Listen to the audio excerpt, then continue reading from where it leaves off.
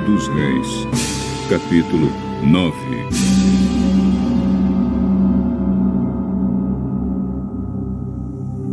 Depois que Salomão acabou de construir o templo e o palácio real e tudo mais que havia planejado construir, o Senhor Deus apareceu outra vez a ele, como havia aparecido em Gibeão. O Senhor lhe disse: Eu ouvi a sua oração e o pedido que você fez na minha presença.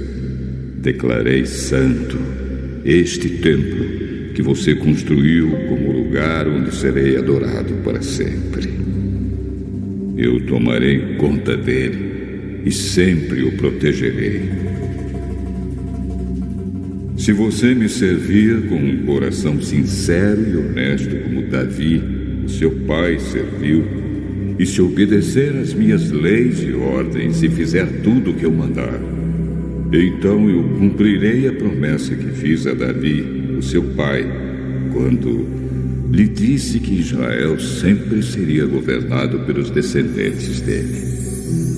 Mas se você ou seus descendentes deixarem de me seguir, se desobedecerem às leis e aos mandamentos que eu lhes dei, e se adorarem e servirem outros deuses, então eu arrancarei Israel, o meu povo, da terra que lhe dei. E também abandonarei este templo que separei para ser o lugar onde devo ser adorado. Aí todos os povos vão desprezar e zombar de Israel. Este templo virará um monte de ruínas, e todos os que passarem por perto dele ficarão chocados e espantados e perguntarão: por que foi que Deus fez isto com esta terra e com este templo? E a resposta será: foi porque os israelitas abandonaram o Senhor, seu Deus, que tirou os antepassados deles do Egito. Eles seguiram outros deuses e os adoraram e os serviram. Foi por isso que o Senhor fez com que toda esta desgraça caísse sobre eles. Salomão levou 20 anos para construir o templo e o seu palácio. O rei Hirão, da cidade de Tiro, havia fornecido a ele toda a madeira de cedro e de pinho e todo o ouro que ele precisou para esse trabalho. Depois que terminaram as obras, Salomão deu a Hirão 20 cidades na região da Galileia. Hirão foi vê-las e não gostou delas. Aí disse a Salomão: Então, são estas as cidades que você me deu, meu irmão?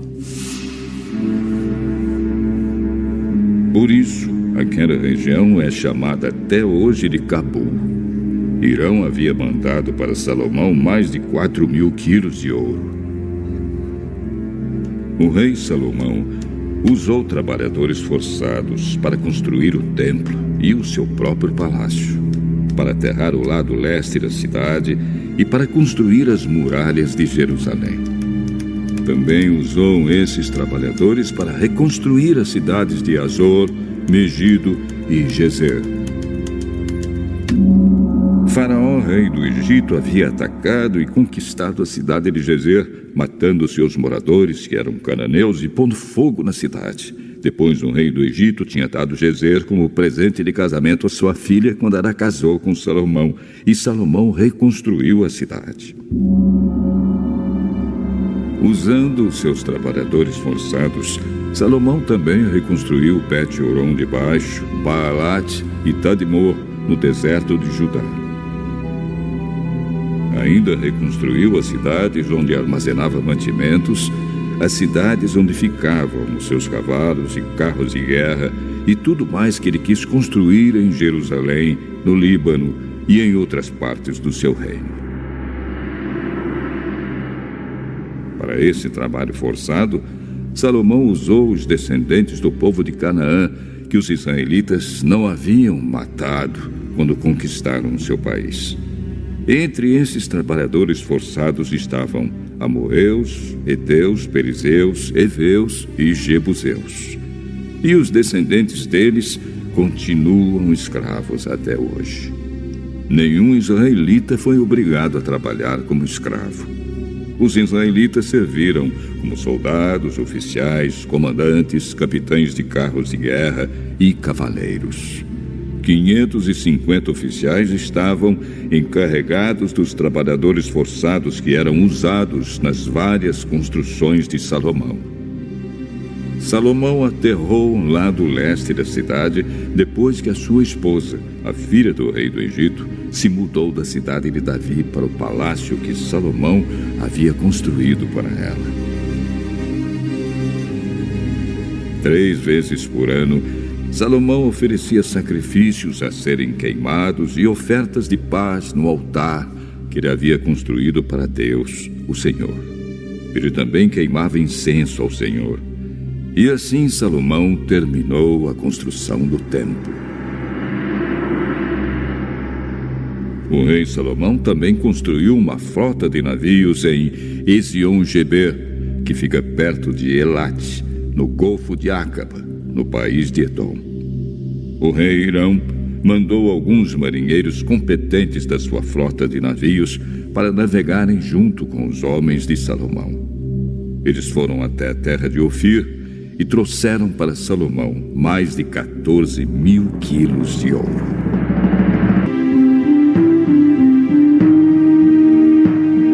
Primeiro livro dos Reis, capítulo 10.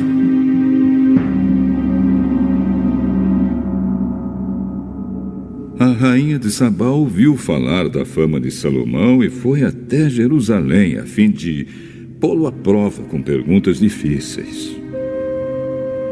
Ela chegou com um grande grupo de servidores e também com camelos carregados de especiarias, pedras preciosas e uma grande quantidade de ouro.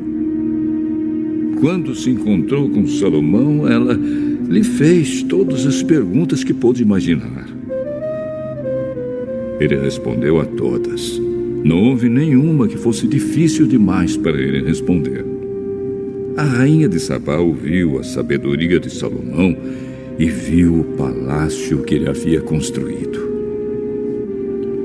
Ela viu a comida que era servida na mesa dele, viu os apartamentos dos seus altos funcionários, a organização do pessoal que trabalhava no palácio e os uniformes que eles usavam. Viu os empregados que o serviam nas festas e os sacrifícios que ele oferecia no templo. Isso tudo a deixou de boca aberta e muito admirada. Então ela disse ao rei Salomão: tudo aquilo que eu ouvi no meu país a respeito de você e da sua sabedoria é de fato verdade. Porém, eu não pude acreditar até que vim e vi com meus próprios olhos. Acontece que não tinham me contado nem a metade. A sua sabedoria e a sua riqueza são muito maiores do que ouvi dizer. Como são felizes as suas esposas. Que sorte têm os seus servidores, que estão sempre ao seu lado e têm o privilégio de ouvir os seus sábios provérbios. Bendito seja o Senhor, seu Deus, que ficou tão contente com você que o tornou rei de Israel. O amor dele por Israel é eterno. Por isso, ele o tornou rei de Israel, para que você possa manter a lei e a justiça. Ela entregou ao rei os presentes que havia trazido. Mais de 4.000 quilos de ouro e uma grande quantidade de especiarias e pedras preciosas. Nunca mais veio uma quantidade tão grande de especiarias como a que a rainha de Sabá deu a Salomão. Os navios de Hirão, que haviam trazido ouro da terra de Ofir, também trouxeram de lá uma grande quantidade de madeira de sândalo e pedras preciosas. Salomão usou a madeira para fazer corrimãos para o templo e para o palácio, E também fez harpas e liras para os músicos. Foi a primeira vez que se viu essa madeira em Israel. E até hoje nunca mais se viu ali madeira igual àquela.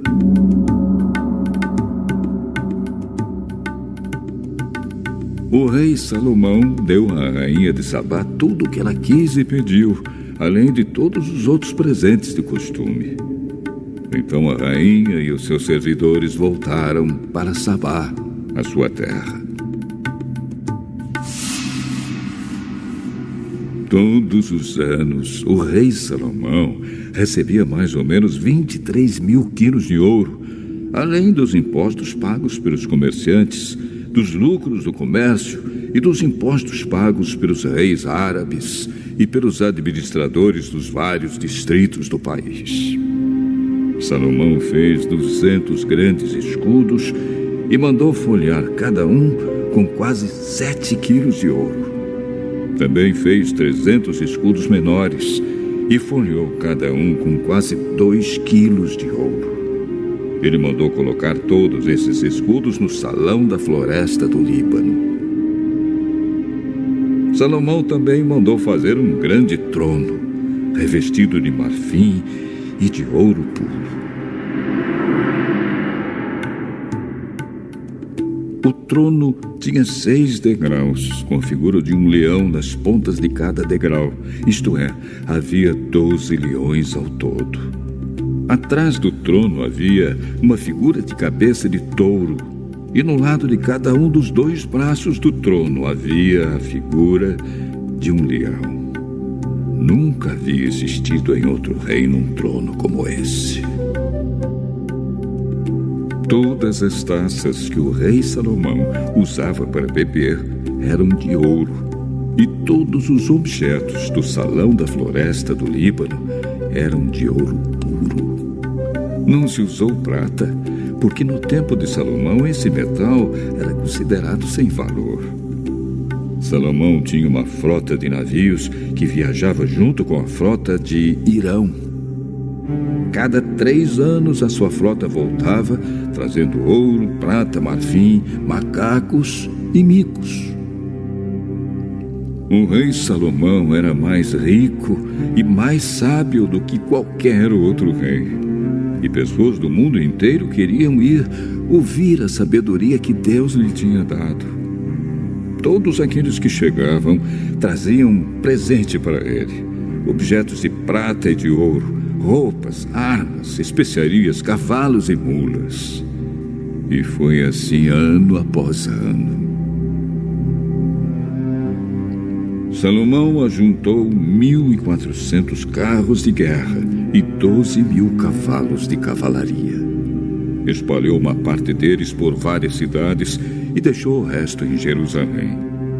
Em Jerusalém, durante o seu reinado, a prata era tão comum como as pedras, e havia tantos cedros como as figueiras bravas que existem nas planícies de Judá.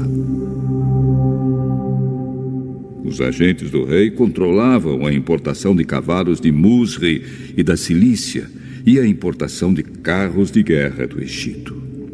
Esses agentes forneciam cavalos e carros de guerra para os reis heteus e sírios, vendendo cada carro por 600 barras de prata e cada cavalo por 150 barras de prata.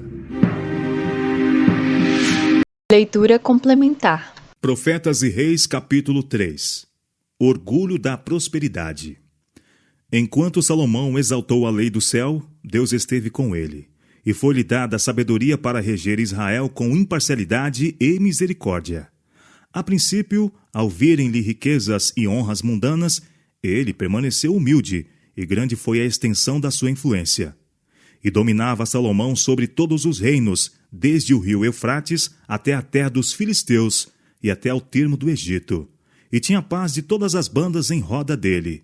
E Judá e Israel habitavam seguros, cada um debaixo da sua videira e debaixo da sua figueira, todos os dias de Salomão. 1 Reis, capítulo 4, versos 21, 24 e 25. Mas depois de uma manhã grandemente promissora, sua vida foi entenebrecida pela apostasia.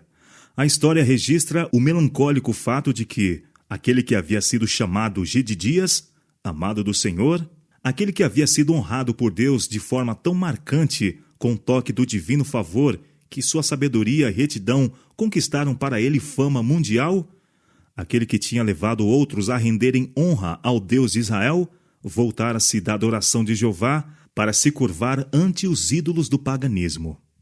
Centenas de anos antes que Salomão subisse ao trono, o Senhor, antevendo os perigos que cercariam aqueles que fossem escolhidos reis de Israel, deu a Moisés instruções para sua guia. Foi dada orientação para que o que se assentasse no trono de Israel escrevesse para si um traslado dos estatutos de Jeová num livro do que está diante dos sacerdotes levitas. E o terá consigo, disse o Senhor, e nele lerá todos os dias de sua vida, para que aprenda a temer ao Senhor Deus, para guardar todas as palavras desta lei, e estes estatutos para fazê-los, para que o seu coração não se levante sobre os seus irmãos, e não se aparte do mandamento, nem para a direita nem para a esquerda, para que prolongue os dias do seu reino, e ele e seus filhos no meio de Israel. Deuteronômio capítulo 17, versos 18 a 20. Em conexão com estas instruções, o Senhor particularmente alertou aquele que fosse ungido rei que não multiplicasse para si mulheres, para que o seu coração não se desviasse. Nem prata nem ouro deveria multiplicar-se muito para si. Deuteronômio capítulo 17, verso 17. Salomão estava familiarizado com estas advertências e por algum tempo as guardou. Seu maior desejo era viver e reinar de acordo com os estatutos dados no Sinai. Sua maneira de conduzir os negócios do reino estava em evidente contraste com os costumes das nações de seu tempo. Nações que não temiam a Deus e cujos reis tripudiavam sobre sua santa lei. Procurando fortalecer suas relações com o poderoso reino que ficava ao sul de Israel, Salomão aventurou-se no terreno proibido. Satanás conhecia os resultados que acompanhariam a obediência, e durante os primeiros anos do reinado de Salomão, anos gloriosos mercê da sabedoria, beneficência e retidão do rei. Ele procurou introduzir influências que insidiosamente minassem a lealdade de Salomão ao princípio e o levassem a separar-se de Deus. Que o inimigo foi bem-sucedido em seu esforço, nós o sabemos pelo relato.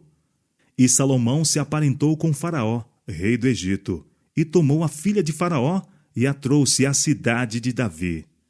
1 Reis, capítulo 3, verso 1. Do ponto de vista humano, esse casamento, embora contrário aos ensinamentos da lei de Deus, parecia provar-se uma bênção, pois a esposa pagã de Salomão se converteu e uniu-se com ele na adoração ao verdadeiro Deus. Ademais, Faraó prestou assinalados serviços a Israel, tomando Gezer, matando os cananeus que moravam na cidade e dando-a em dote à sua filha, mulher de Salomão. 1 Reis, capítulo 9, verso 16. Esta cidade foi por Salomão reconstruída, e assim aparentemente foi grandemente fortalecido seu reino ao longo da costa mediterrânea. Fazendo, porém, aliança com uma nação pagã e selando pacto pelo casamento com a princesa idólatra, Salomão temerariamente desconsiderou a sábia provisão que Deus fizera para manter a pureza de seu povo. A esperança de que sua esposa egípcia se convertesse era apenas uma débil escusa para o pecado. Por algum tempo, Deus, em sua compassiva misericórdia, passou por alto este terrível erro, e o rei, mediante sábia conduta, poderia ter contido, ao menos em grande medida, as forças do mal que sua imprudência pusera em operação. Mas Salomão havia começado a perder de vista a fonte de seu poder e glória. À medida que a inclinação ganhava ascendência sobre a razão, a confiança em si mesmo aumentava, e ele procurou executar o propósito de Deus à sua própria maneira. Arrazoava ele que alianças políticas e comerciais com as nações vizinhas levariam essas nações ao conhecimento do verdadeiro Deus, e entrou em aliança não santificada com nação após nação. Frequentemente essas alianças eram seladas com casamento com princesas pagãs. Os mandamentos de Jeová foram postos de lado em favor dos costumes dos povos ao redor. Salomão presumia que sua sabedoria e o poder de seu exemplo haveriam de levar suas esposas da idolatria à adoração do verdadeiro Deus, e também que as alianças assim formadas atrairiam as nações circunvizinhas em mais íntimo contato com Israel. Vã esperança! O erro de Salomão em considerar-se suficientemente forte para resistir às influências de associações pagãs foi fatal. E fatal foi também o engano que o levou a esperar que, não obstante a desconsideração de sua parte para com a lei de Deus, outros poderiam ser levados a reverenciá-la e obedecer-lhe aos sagrados preceitos. As alianças e as relações comerciais do rei com as nações pagãs levaram-lhe reconhecimento, honra e riquezas deste mundo. Tornou-se-lhe possível trazer ouro de Ofir e prata de Tarsis em grande abundância. E fez o rei que houvesse ouro e prata em Jerusalém como pedras, e cedros em tanta abundância como figueiras bravas que há pelas campinas. 2 Crônicas, capítulo 1, verso 15. Riquezas, com todas as suas consequentes tentações, vieram nos dias de Salomão a um número sempre maior de pessoas, mas o fino ouro do caráter minguara e se corrompera. Tão gradual foi a apostasia de Salomão que, antes que dela se advertisse, tinha se afastado de Deus. Quase imperceptivelmente, começara a confiar cada vez menos na divina guia e bênção e a pôr a confiança em sua própria força. Pouco a pouco, deixou de prestar a Deus aquela obediência retilínea que devia fazer de Israel um povo peculiar, e conformou-se cada vez mais intimamente aos costumes das nações ao redor. Rendendo-se às tentações resultantes de seu sucesso e honrada posição, ele esqueceu a fonte de sua prosperidade. A ambição de exceder todas as outras nações em poder e grandeza levou-o a renegar, por propósitos egoístas, os dons celestiais até então empregados para a glória de Deus. O dinheiro que devia ter sido conservado em sagrado depósito, para benefício de pobres merecedores e para extensão, através do mundo dos princípios do santo viver, foi egoisticamente absorvido em ambiciosos projetos. Dominado por um subjacente desejo de superar outras nações em exibições exteriores, o rei subestimou a necessidade de adquirir beleza e perfeição de caráter. Procurando glorificar-se a si mesmo perante o mundo, vendeu sua honra e integridade. Os enormes proventos adquiridos através do comércio com muitas terras foram suplementados por pesados tributos. Assim, o orgulho, a ambição, a prodigalidade e indulgência produziram os frutos da crueldade e da extorsão. O espírito, considerado consciencioso, que lhe havia assinalado o trato com o povo durante a primeira parte de seu reinado, estava agora mudado. Do mais sábio e mais misericordioso dos reis, ele se degenerou num tirano. Outrora guardião do povo, compassivo e temente a Deus, tornara-se opressor e despótico. Tributo após tributo era lançado sobre o povo, a fim de serem levantados meios que sustentassem a luxuosa corte. O povo começou a queixar-se. O respeito e a admiração que haviam outrora voltado a seu rei mudou-se em desafeto e repulsa. Como uma salvaguarda contra a dependência do braço carnal, o Senhor havia advertido os que devessem reinar sobre Israel a que não multiplicassem cavalos para si. Mas, em manifesta desconsideração a este mandamento, os cavalos que tinha Salomão se traziam do Egito. E do Egito e de todas aquelas terras traziam cavalos a Salomão. Também ajuntou Salomão carros e cavaleiros, de sorte que tinha 1.400 carros e 12.000 cavaleiros. E os levou às cidades dos carros, e outros ficaram junto ao rei em Jerusalém. 2 Crônicas, capítulo 1, verso 16, capítulo 9, verso 28 e 1 Reis, capítulo 10, verso 26. Cada vez mais o rei apreciava o luxo, a consideração pessoal e o favor do mundo como indicações de grandeza.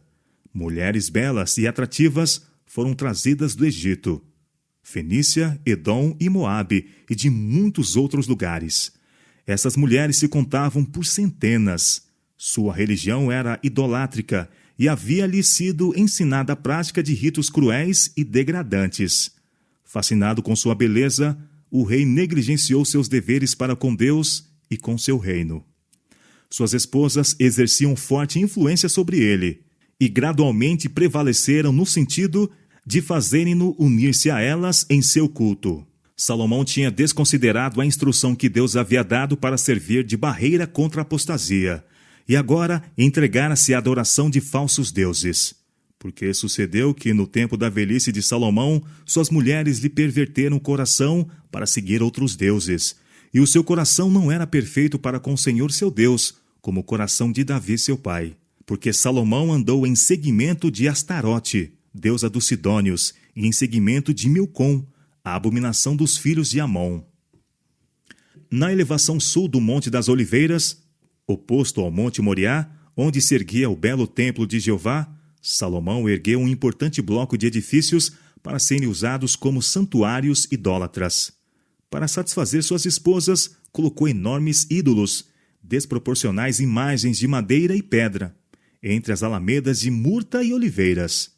Aí, diante dos altares das deidades pagãs, Camus, a abominação dos Moabitas, e Moloque, a abominação dos filhos de Amon, foram praticados os mais degradantes ritos do paganismo. A conduta de Salomão trouxe sua inevitável penalidade. Sua separação de Deus pela comunhão com idólatras foi sua ruína. Abjurando sua aliança com Deus, perdeu o domínio de si mesmo. Sua eficiência moral desapareceu. Sua fina sensibilidade emboltou-se e cauterizou-se sua consciência. Aquele que no início de seu reinado havia demonstrado tanta sabedoria e simpatia em restituir um desamparado bebê à sua desafortunada mãe, caiu tão baixo a ponto de consentir na ereção de um ídolo ao qual se ofereciam em sacrifício crianças vivas. Aquele que na sua juventude fora dotado de discrição e entendimento, e que em sua forte varonilidade havia sido inspirado a escrever: há um caminho que ao homem parece direito, mas o fim dele são os caminhos da morte. Em seus últimos anos, afastou-se tanto da pureza a ponto de favorecer ritos licenciosos e revoltantes relacionamentos com a adoração de Camus e Astarote. Aquele que na dedicação do templo tinha dito a seu povo: seja o vosso coração perfeito para com o Senhor nosso Deus, tornara-se um transgressor, negando no coração e na vida suas próprias palavras. Ele tomou licença por liberdade. Procurou, mas a que preço? Unir a luz com as trevas, o bem com o mal, a pureza com a impureza, Cristo com Belial. Depois de haver sido um dos maiores reis que já empunharam um cetro, Salomão tornou-se um libertino, instrumento e escravo de outros. Seu caráter, outrora nobre e viril, tornou-se debilitado e efeminado. Sua fé no Deus vivo foi suplantada por dúvidas ateísticas. A incredulidade mareou sua felicidade. Enfraqueceu-lhe os princípios e degradou-lhe a vida. A justiça e magnanimidade dos primórdios de seu reinado transmudaram-se em despotismo e tirania. Pobre, frágil natureza humana! Pouco pode Deus fazer por homens que perdem o senso de dependência dele. Durante esses anos de apostasia, o declínio espiritual de Israel progrediu firmemente. Como poderia ser diferente se seu rei havia unido seus interesses com instrumentalidades satânicas? Através dessas instrumentalidades, o inimigo operou para confundir a mente dos israelitas com respeito ao verdadeiro e ao falso culto, e eles se tornaram presa fácil. O comércio com outras nações levou-os a íntimo contato com os que não tinham amor a Deus, e seu próprio amor por ele foi grandemente diminuído. Seu agudo senso do elevado e santo caráter de Deus foi amortecido. Recusando seguir na trilha da obediência, transferiram sua vassalagem para o inimigo da justiça. Tornou-se comum a prática de intercâmbio matrimonial com idólatras, e os israelitas depressa perderam sua repulsa pela idolatria. A poligamia foi tolerada. Mães idólatras levaram seus filhos a observar ritos pagãos.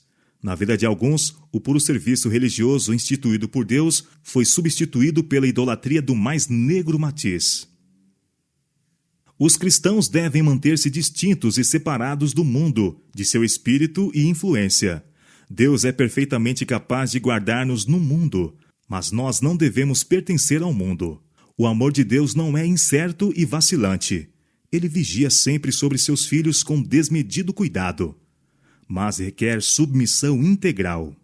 Ninguém pode servir a dois senhores, porque ou há de odiar um e amar o outro, ou se dedicará a um e desprezará o outro. Não podeis servir a Deus e a Mamom. Mateus capítulo 6, verso 24. Salomão fora dotado com maravilhosa sabedoria, mas o mundo o afastou de Deus. Os homens hoje não são mais fortes do que ele o era. São igualmente inclinados a ceder às influências que lhe provocaram a queda. Assim como Deus advertiu Salomão do perigo que o ameaçava, assim adverte ele hoje a seus filhos, a que não ponham em perigo suas almas pela afinidade com o mundo. Saí do meio deles, pede ele, e apartai-vos. Não toqueis nada imundo, e eu vos receberei. E eu serei para vós pai, e vós sereis para mim filhos e filhas, diz o Senhor Todo-Poderoso. 2 Coríntios capítulo 6, versos 17 e 18. No meio da prosperidade ronda o perigo. Através dos séculos, riquezas e honra sempre têm se feito seguir do perigo para a humildade e espiritualidade. Não é o copo vazio que se torna difícil de ser transportado. É o copo cheio que precisa ser cuidadosamente equilibrado para ser conduzido. A aflição e a adversidade podem causar tristeza, mas é a prosperidade que representa maior perigo para a vida espiritual. A menos que o ser humano esteja em constante submissão à vontade de Deus, a menos que seja santificado pela verdade, a prosperidade fará que ressurja a inclinação natural para a presunção. No vale da humilhação, onde os homens dependem de Deus para serem ensinados e guiados em cada passo, há relativa segurança. Mas os homens que se plantam, por assim dizer, no elevado pináculo e que por causa de sua posição presumem possuir grande sabedoria, esses estão no mais grave perigo. A não ser que tais homens façam de Deus sua confiança, seguramente cairão. Sempre que a ambição e o orgulho são tolerados, a vida é maculada, pois o orgulho, não sentindo necessidade, cerra o coração para as bênçãos infinitas do céu.